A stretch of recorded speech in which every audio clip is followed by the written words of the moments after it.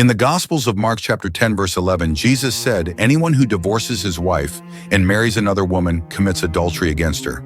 And if she divorces her husband and marries another man, she commits adultery."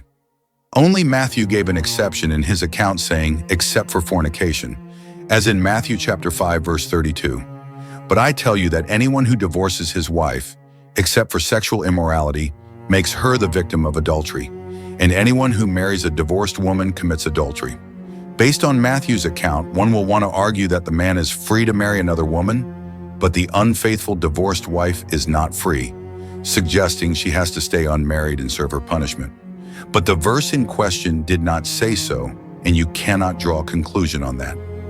Luke chapter 16 verse 18 says, "Anyone who divorces his wife and marries another woman commits adultery, and the man who marries a divorced woman commits adultery."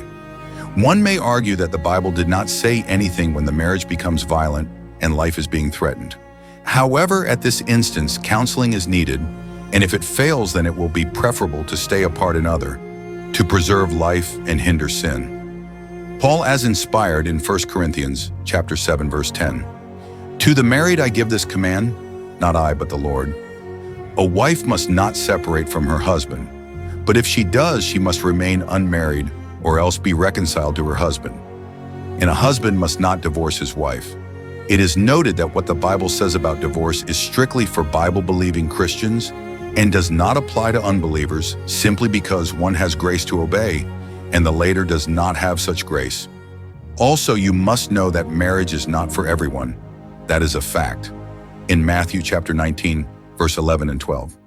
Jesus replied, "Not everyone can accept this word, but only those to whom it has been given. For there are eunuchs who were born that way, and there are eunuchs who have been made eunuchs by others.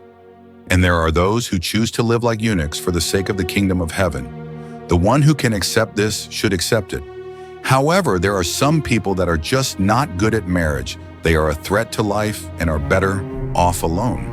Now, Paul in Romans chapter 7 verse 2 explained that the woman who has a husband is bound by law to her husband as long as he lives. But if the husband dies, she is released from the law of her husband. So then if, while her husband lives, she marries another man, she will be called an adulteress.